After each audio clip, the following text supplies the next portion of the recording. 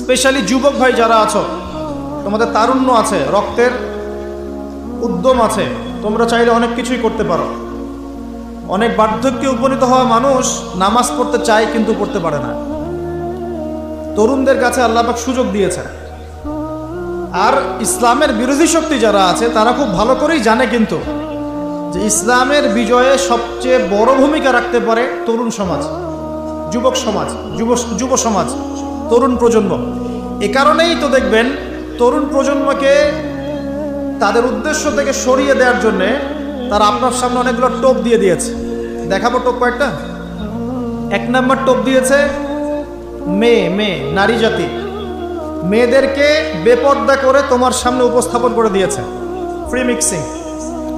এখন তুমি আর ঈমান ধরে রাখতে পারছো না। এটা পরিকল্পিত ছিল, কারণ আল্লাহ পাক বলছেন যুজ্জিনা লিন-নাস হুব্বুশ শাহাওয়াতি মিনান নিসা। মানুষের জন্য সবচেয়ে যে আকর্ষণীয় বিষয়গুলো তার মধ্যে 1 নম্বর হচ্ছে মহিলা, মানে মেয়ে, নারী জাতি। এটা আমাদের কাছে সবচেয়ে আকর্ষণীয়। আল্লাহ পাকের সবচেয়ে সুন্দর সৃষ্টিকে মানুষ না, মানুষের মধ্যে আল্লাহ পাকের সবচেয়ে শ্রেষ্ঠ সৃষ্টিকে নারী জাতি। আল্লাহ পাক তাদেরকে সুন্দর করে সৃষ্টি করেছেন, তাই নয় কি? এই কারণে পুরুষদের সবচেয়ে আকর্ষণের জায়গা কোনটা? নারী জাতি। এই কারণে মেয়েদেরকে বেপর্দা করে তোমার সামনে ছেড়ে দেওয়া হয়েছে। জেনা বেড়েছে, ব্যভিচার বেড়েছে, ফ্রি মিক্সিং বেড়েছে, ধর্ষণ বেড়েছে, এই যে হারাম প্রেমের সম্পর্কগুলো বেড়েছে। যুবকেরা তাদের জীবনের উদ্দেশ্য ভুলে গেছে। আমার কথা কি বুঝতে পারছেন? আচ্ছা, এটা 1 নাম্বার।